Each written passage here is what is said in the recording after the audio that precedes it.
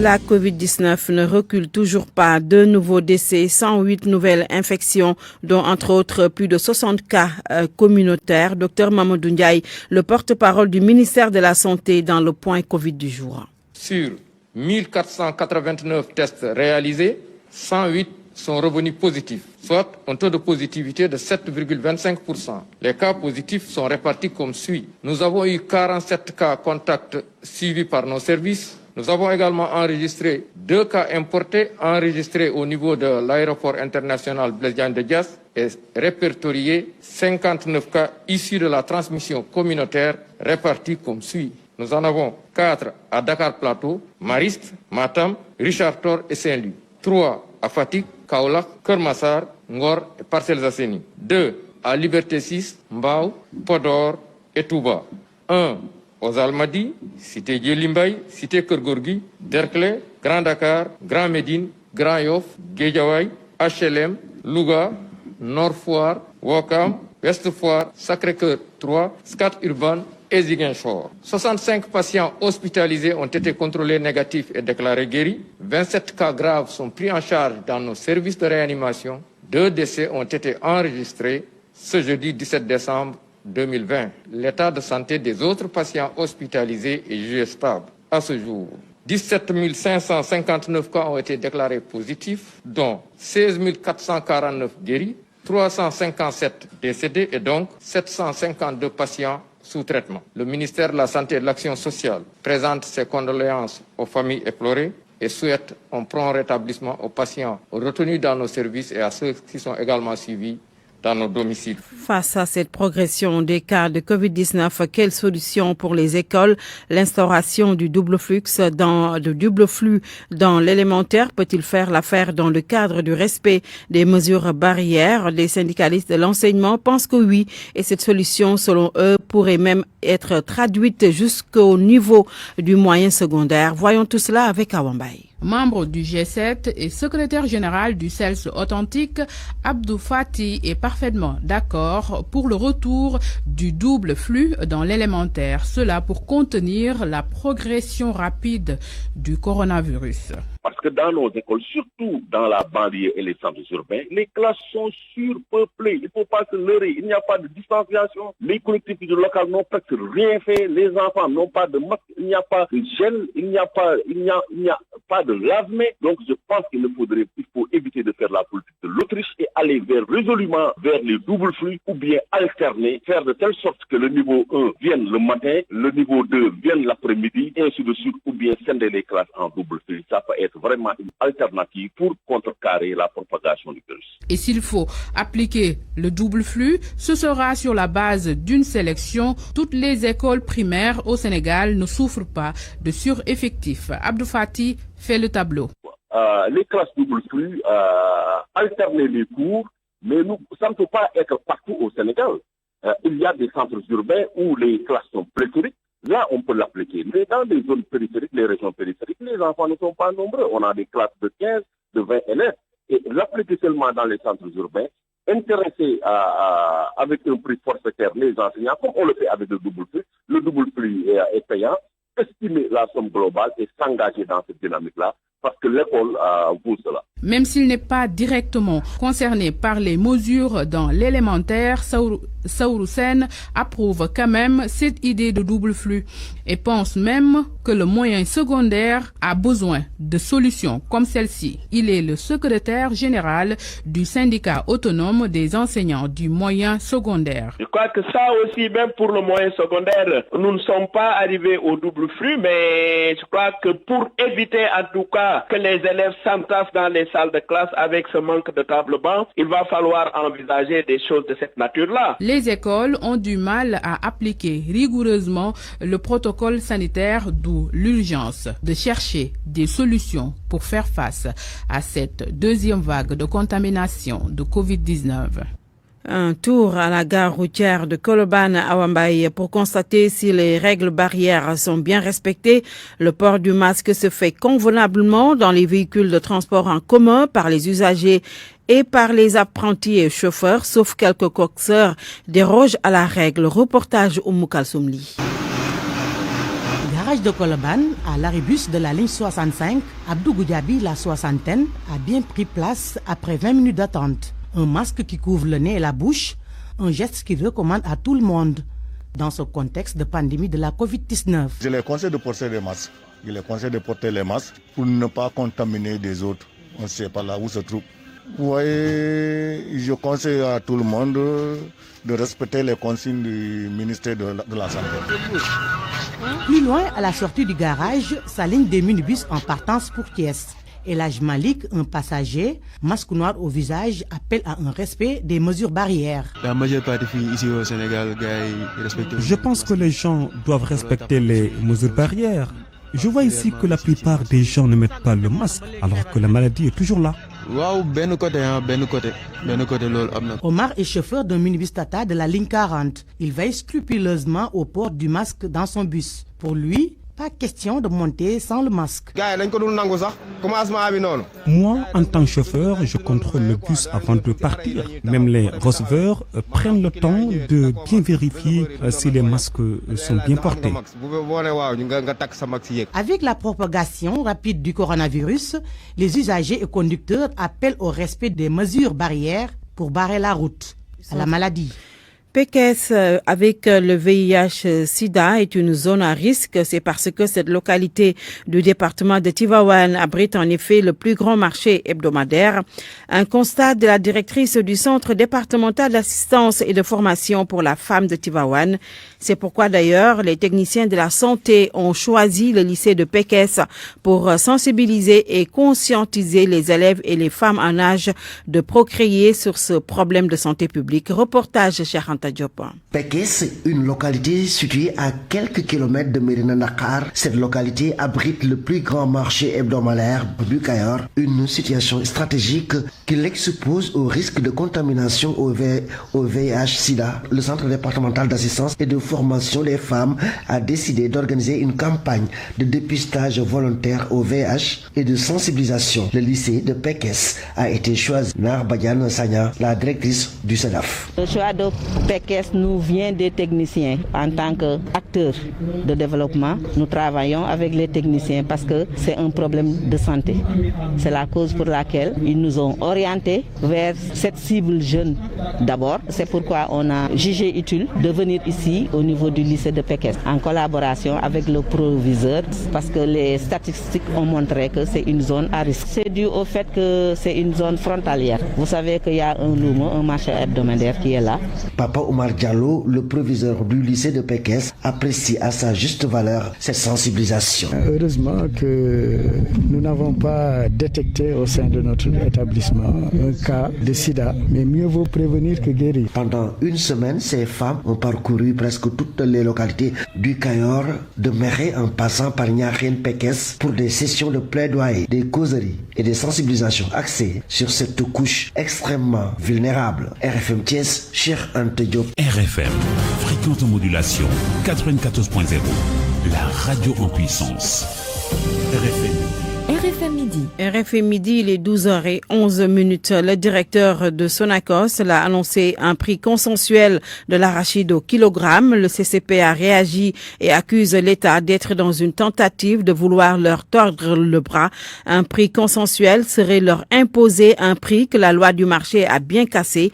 Pour Sidiba, secrétaire général du cadre de concertation des producteurs d'arachide, les autorités doivent pouvoir proposer un prix compris entre 290 et 300 francs CFA. Au micro de Saïdou Nourouba.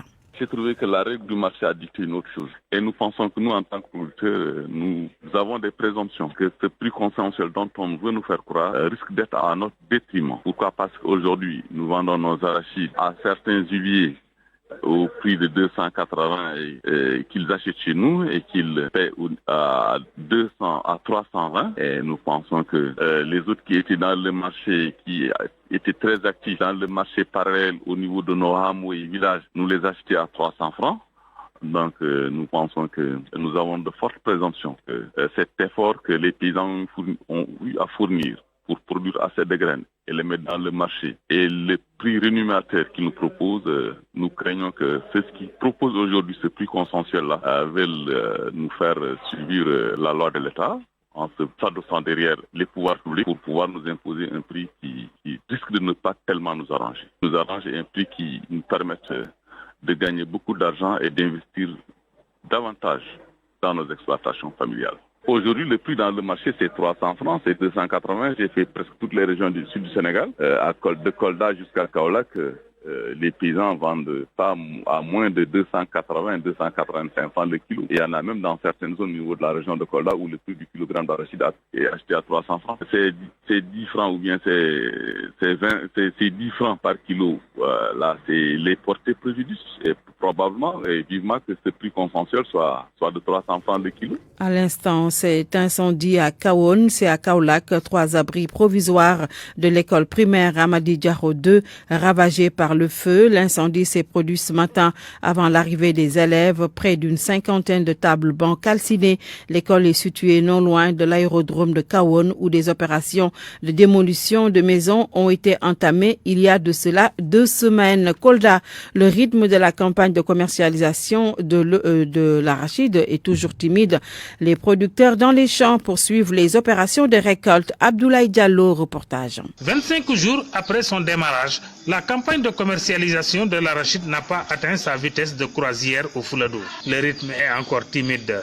L'essentiel de la production est dans les champs où les producteurs poursuivent les opérations de récolte, nous dit Mamadou Ibrahima Ba, directeur régional du développement rural à Kolda.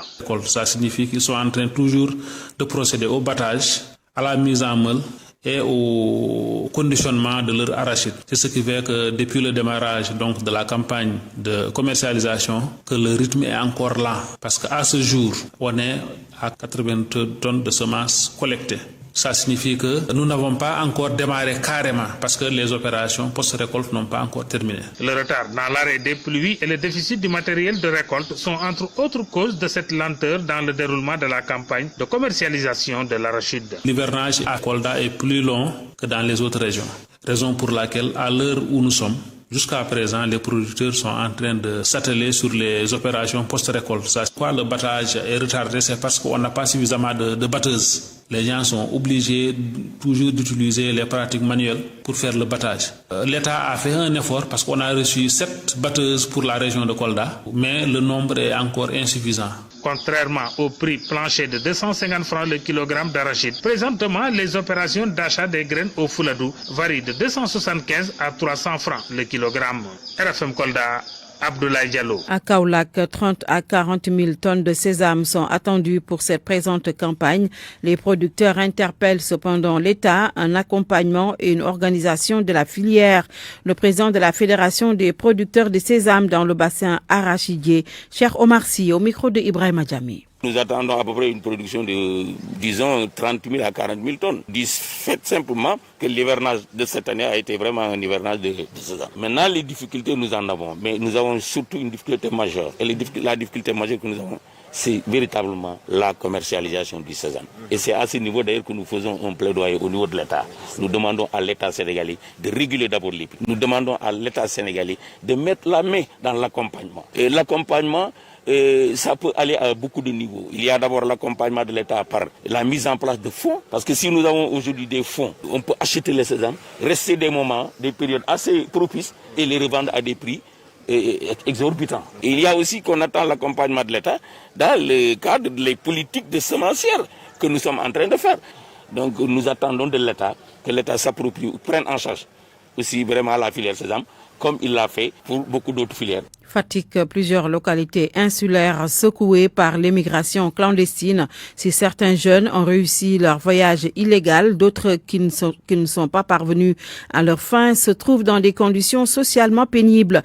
Reportage Aminata Goudjabi. Une enquête approfondie n'a pas été certes faite pour connaître le nombre exact de jeunes insulaires qui ont tenté l'immigration irrégulière. Mais les témoignages montrent qu'ils sont nombreux et beaucoup d'entre eux ont échoué. Sur les îles de Fambine et de Diamniadio dans la commune de Djirnda, les exemples ne manquent pas. Djirnda. Badara Diom est le maire de Djirnda. Cet homme que vous voyez là a un frère qui a disparu. Il voulait passer par le Maroc pour aller en Espagne. Mais depuis 5 ans, on ne l'a pas retrouvé. Ce vieux-là qui est à mes côtés également s'appelle Moundor Fall. Son neveu a disparu en mer. Faloussar, un jeune habitant de l'île de Diamniadio et sa famille souffrent depuis des années. 2 des frères du jeune homme sont détenus dans les prisons marocaines. Ils voulaient rallier l'Espagne il y a 4 ans. Ils sont emprisonnés et pourtant ils ne faisaient rien de mal. Ils étaient juste partis trouver du travail. Le phénomène de l'immigration irrégulière a beaucoup secoué ces dernières années les îles du Saloum. En 2006, selon le maire de Djirnda, une pirogue avec à son bord des migrants clandestins y avait échoué et le bilan était macabre. Dans cette pirogue, il y avait 85 personnes, mais la pirogue venait de Dakar. Il n'y avait que 25 qui ont pu être sauvés. Pour apporter sa touche dans cette lutte contre ces voyages irréguliers et risqués, le Conseil régional de la jeunesse de Fatick a organisé une caravane dans ces îles pour sensibiliser les jeunes. Mais selon le président Cheikh Faye, l'État doit davantage investir dans ces localités insulaires où les jeunes se sentent souvent lésés. La principale activité économique de ces îles, c'est la pêche. Et pour eux, la pêche n'est plus rentable. Il y a lieu quand même de faire une discrimination positive dans ces îles. Cette activité a été organisée grâce à un partenariat avec la Fondation Konrad Adenauer. Des structures de l'État y ont également participé pour montrer aux jeunes qu'il y a des opportunités d'emploi au Sénégal. Aminatou Goudiaby, Fatick RFM. L'affaire des jouets contenant de l'alcool à un importateur arrêté hier. Les 2 commerçants toujours en garde à vue à la gendarmerie. L'enquête se poursuit pour voir s'il y a eu une complicité entre les 3 interpellés. Les résultats des analyses des produits trouvés avec le 2e commerçant révèlent la présence d'alcool dans les gadgets qui ont été saisis. Il est 12h19. RFM. L'actualité politique. Le chef de cabinet du maire de Tambacounda prend la défense de l'ex-présidente du Conseil économique, social et environnemental. Un peu plus tôt, des jeunes de la COJER s'étaient attaqués à Mimi Touré. Pour Souleymane Dembélé Touré, Aminata Touré a bien le droit de se prononcer sur toutes les questions de l'heure. Tambacounda, l'appel de notre correspondant Moussa Oumar Gueye. Souleymane Dembélé des Jeunesses républicaines de Tambacounda prend la défense de l'ex-premier ministre Aminata Touré pour ce qui est du mandat présidentiel. Inviter mes amis de l'Alliance pour la République à la retenue. Moi, je pense que Mme Aminata Touré a tout le temps parlé du 3e mandat. Peut-être elle ne voulait pas en faire un débat. Aujourd'hui, elle était dans le cadre d'un forum. Elle a donné son avis pour dire qu'effectivement, la question du 3e mandat a été réglée depuis fort longtemps. Peut-être le président ne veut pas que les gens en polémiquent parce qu'il y a l'urgence et ailleurs. Et je pense qu'on doit laisser le gouvernement travailler. Le président aussi doit inviter à ses militants, ses responsables au travail et cesser les polémiques inutiles. Sous un autre registre, Jules Dembélé et Badou Diouf déplorent la mauvaise politique de promotion et d'encadrement des jeunes. Bon, ça, je pense que c'est une question vraiment que les jeunes de Tamba ont tout le temps soulevé.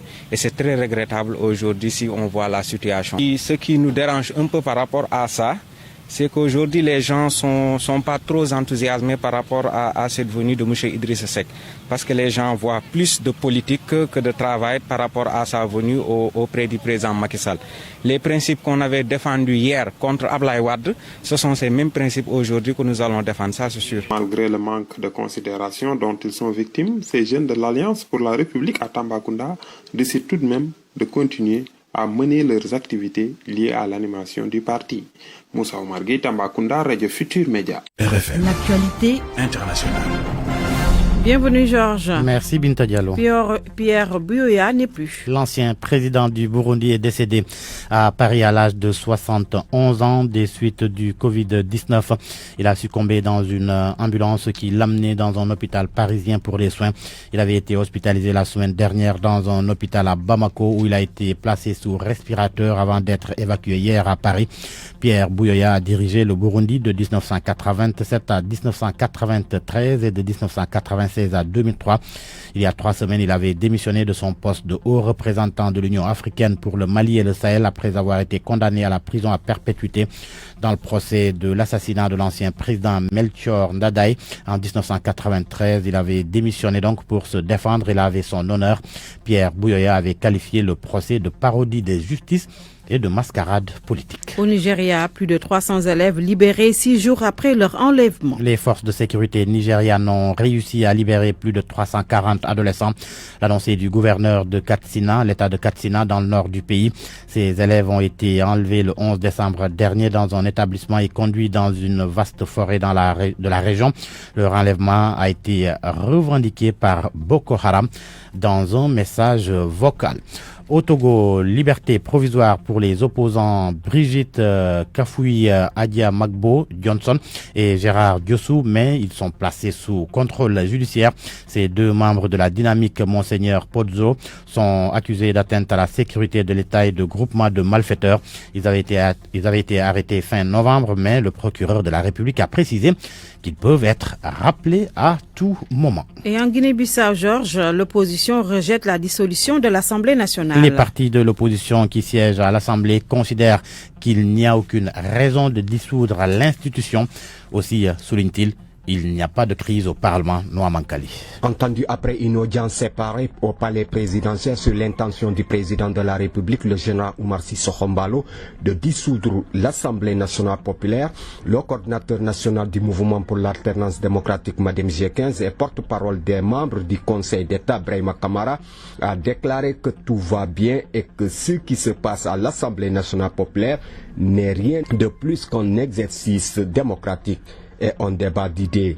Pour Kamara, rien ne justifie en ce moment la dissolution du Parlement. Pour sa part, Cipriano Gassama, leader du Parlement Bissau-Guinée et premier vice-président du Parti africain pour l'indépendance de la Guinée du Cap-Vert PAGC, a aussi défendu qu'il n'existe pas de crise qui peut justifier en ce moment la dissolution du Parlement. De son côté, le secrétaire général du Parti de rénovation sociale, Florentino Mendes Pereira, a déclaré que le président était préoccupé par ce qui se passait à l'hémicycle Bissau-Guinée compte tenu de certaines réactions. On rappelle que le chef de l'État Bissau-Guinée, le général Oumar Sissoko Embalo, avait admis de dissoudre le Parlement au cas où les députés continuent à ne pas s'entendre. Nouamenkeli Bissau. RFM. Et puis pour terminer, Binta, le premier Africain à rejoindre le conseil d'administration du géant du streaming américain, le milliardaire zimbabwéen Steve Masiyiwa, président exécutif et fondateur d'Econet Global. Il a été nommé directeur par Netflix. Merci beaucoup, Georges. Parole aux auditeurs. L'actualité, qu'en pensez-vous? Moi, je pense que vous devez. Réagissez dans nos éditions d'information sur l'actualité. Bonjour. Du lundi au vendredi, vous avez la parole sur RFM.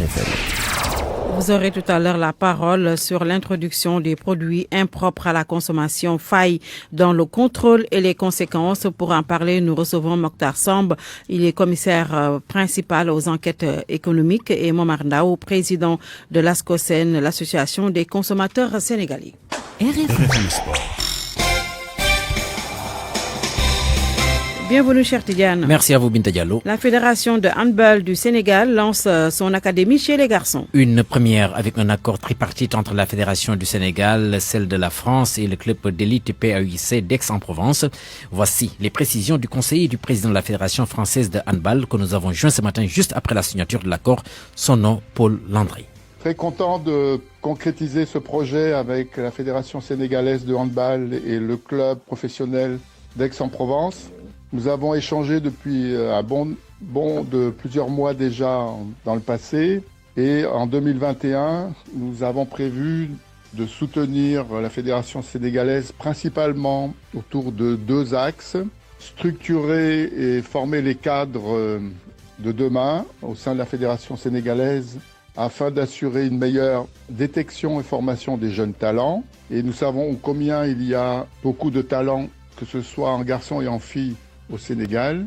Et pour concrétiser ces formations, nous soutenons le projet du Centre national d'entraînement à Thiès pour assurer l'encadrement de ce centre national, et également avec l'aide forte du club d'Aix et de l'Académie d'Aix-en-Provence, qui, au travers de ses compétences, des entraîneurs et autres formateurs du club, viendront renforcer le staff, la formation du staff du Centre national, mais aussi assurer la formation des entraîneurs pour développer le handball au pays. A pris part à cette cérémonie le président de la fédération handball, la fédération sénégalaise plutôt de handball, Seydou Diouf, que vous entendrez dans la version Wolof après donc la signature de cet accord. Les Lions du handball justement qui prennent part ce week-end à la 17e édition Femina Cup, c'est pour 3 jours. Ce tournoi qui se déroule en France regroupe des clubs français et l'équipe sénégalaise. Ainsi, les Lions vont effectuer leur dernier stage avant le tournoi qualificatif olympique de mars prochain, prévu à Valence. C'est en Espagne. Championnat d'Afrique de judo Tidiane, le Sénégal à la recherche de sa première médaille. Oui, des combattants sénégalais sont sur le tapis en messieurs. Saliou Ndiaye chez les moins de 81 kg et Anasiga Faye moins 63 kg. Fatukine Badji aussi en dames chez les moins de 70 kg. Hier à l'entame de l'Open, aucune médaille pour nos combattants. Les championnats d'Afrique de judo sont qualificatifs aux Jeux Olympiques qui sont attendus. Notez que ce tournoi se déroule à Madagascar donc depuis hier. Le Sénégal envisage de participer à un camp d'entraînement de lutte africaine qui va se tenir en Côte d'Ivoire. C'est du 21 au 26 mars prochain, au 26 décembre plutôt prochain. C'est sur une invitation de la Fédération française de lutte. Nous allons écouter les précisions du directeur technique national de lutte, Khalifa Saou, au téléphone par Sodakam. On a juste reçu une invitation de la Fédération française de lutte qui organise un camp d'entraînement en Côte d'Ivoire et laquelle correspondance a été adressée au président du CNG via la direction administrative. Alors, le camp d'entraînement est en majorité un camp de formation des lutteurs et des entraîneurs. C'est 5 lutteurs, un entraîneur. Également, dans la délégation, il va y avoir le président qui est invité et également un arbitre. Alors, pendant la durée du camp, les athlètes vont être formés dans la pratique de la lutte et l'entraîneur de même. Maintenant, en fin de temps, il y aura des tests pour les athlètes concernant le travail qui avait été effectué. Le camp va débuter du 21 au 26 ans. Est-ce qu'on peut dire que ce camp vient à son heure, vu que ça va permettre à quelques lutteurs donc d'avoir un peu de compétition avec le contexte sanitaire actuel? Ah mais c'est partout pour tous les sportifs. Hein. Aujourd'hui, vous le savez mieux que moi que le contexte a fait que pratiquement la pratique sportive a été stoppée depuis plusieurs mois. Et un sportif a besoin de s'entraîner. Et quand il s'entraîne, il a besoin de compétir. Ça, c'est ce qu'on dit. Hein. Donc moi, je pense que ça vient à son heure. Football, les championnats européens pour terminer. Oui, pas de répit Binta. L'Espagne enchaîne avec sa 14e journée ce soir à 20h. Bilbao contre Huesca. Les gros calibres jouent demain cependant, notamment Atlético Madrid, premier au classement, qui va accueillir à partir de 13h Elche. Son dauphin, la Real Sociedad, se déplace à 17h30 à Levante. Le Real Madrid, co-leader aussi, croise dimanche en début de soirée la formation de Eibar. Mais le choc de la 14e journée du championnat espagnol mettra aux prises demain samedi l'FC Barcelone à la formation de Valence, match prévu à partir de 15h15 GMT. En Allemagne, on démarre en début de soirée, 19h30, donc la 15e journée, Union de Berlin, qui va croiser donc le Borussia Dortmund qui occupe la 4e place, un choc entre deux prétendants au titre. Bayer Leverkusen leader qui va accueillir son dauphin, le Bayern de Munich, demain à partir de 17h30. Un point de différence entre les deux équipes avant donc cette rencontre. À 14h30, Leipzig qui occupe la 3e place à 1 point du leader joue contre la formation de Cologne. C'est fini, Binta, la page des sports. Merci beaucoup, cher Tidiane. RFM, la presse du jour. C'est avec Mohamed Ali Mouba. Bonjour. Abdoulaye Diouf Sarr répond aux artistes et autres personnes vivant de l'art. C'est un métier, nous le savons, et ce n'est pas le ministre de la Santé qui dit non. Mais il se trouve qu'il n'est pas toujours d'accord avec les dérogations sur les mesures restrictives que réclame le monde de la culture, et il le signifie clairement à nos confrères de Vox Populi ce matin. Je ne parle pas des artistes, des sportifs de catégorie, je parle de principes et d'orientation, énonce-t-il, non sans rappeler qu'il n'y a pas de quartier à faire à ce niveau. Sportifs, artistes, tous sont dans le même sac. Il faut que les Sénégalais respectent les mesures barrières pour ne pas risquer d'avoir à gérer une situation des plus dommageables. Fermer le banc. Mais ce matin, Matarba semble lui couper l'herbe sous le pied, et pour cause, le ministre des Sports annonce la reprise de la saison sportive. La nouvelle saison va démarrer, signale-t-il dans Sud Quotidien. Selon l'Observateur, c'est l'État même qui ordonne la reprise des compétitions sur le plan national. Désormais, les entraînements collectifs et individuels sont autorisés, bien sûr, sur la base d'un protocole sanitaire édicté à cet effet. Et nous reparlons de l'affaire des gadgets alcoolisés écoulés sur le marché. L'enquête avance. Après le commerçant, le fournisseur identifié et mis aux arrêts renseigne Libération. L'observateur qui a réussi à retrouver la dame qui a sonné l'alerte ayant permis de connaître la nature réelle des gadgets affirme avoir testé le jus dans un tissu imbibé. Résultat du test, jus positif au feu. Le tissu s'est enflammé automatiquement. Madame Fatou Gueye signale à nos confrères que les siens, les enfants qui avaient bu de ce jus, étaient presque ivres toute la semaine. Sacré Fatou Gueye, une chimiste aînée. Lui était à la baguette. Il est toujours à la tête du comité de pilotage du dialogue national Famara Ibrahima Sagna. Mais problème, plus personne ne comprend rien à ce que fabrique Big Fam à la tête de ce comité, pas même ceux qui l'ont nommé. Famara, un cas grave pour le palais bûcheron, du coup le journal Observateur qui en fait d'ailleurs son événement du jour. On cherche à le remplacer. L'option de songe s'est imposée au président et le général Nian annoncé. Le journal raconte les 1001 bouderies de Big Fam, le refus de parler à l'émissaire du président. Le journal Source A d'ajouter non seulement jusqu'ici même ses adjoints ignorent le montant du budget qui lui est alloué, mais aussi le boss du comité de pilotage du dialogue national s'est réveillé un beau jour pour initier une tournée nationale finalement avortée.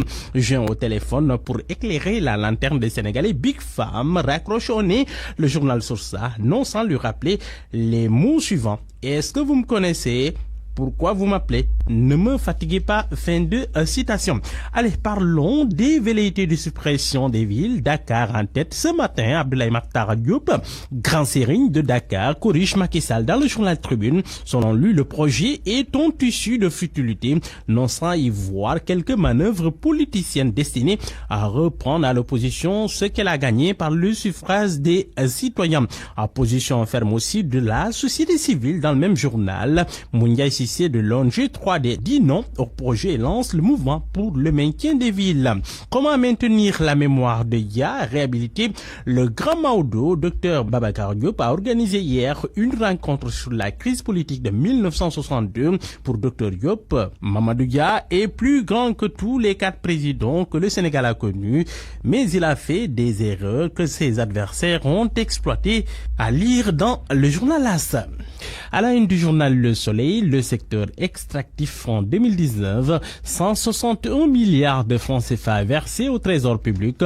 Le confrère nous dit que 7951 emplois ont été créés, dont 95% au profit des nationaux. Dans le journal Les Échos, ce secteur extractif en milliards et en tonnes, plus de 415 000 onces d'or et 30 084 onces d'argent forgées en 2019 pour une valeur de 340 milliards de francs CFA environ, relève le confrère. Sport pour boucler à la une de Stade Quotidien, FIFA enfin the best, goût de ballon d'or, Lewandowski le doublé devant Messi et Ronaldo. Le journal Record nous dit que Sadio Mané conforte sa 4e place mondiale. Il arrive derrière Lewandowski, Ronaldo et Messi. Il devance Salah, Mbappé et Neymar. Kalidou Koulibaly et Naby Keita ont voté Lewandowski. Selon le confrère dans Sunu Lamb, la rétrospective, les péripéties d'une terrible année 2020, Corona, décès en cascade, Alioune Sarr qui part, Bira Sène qui arrive, les grands moments de la lutte. Sen et Modlo, impacté du corona. 5 novembre, Alioune Sarr part après 26 ans à la tête du CNG. 9 novembre, Bira Sène installé. 15 novembre, décès de Balla Gaye 2. 29 juillet 2020, Luc Nicolaï est gracié entre autres grandes dates de l'année. Bonne lecture à tous.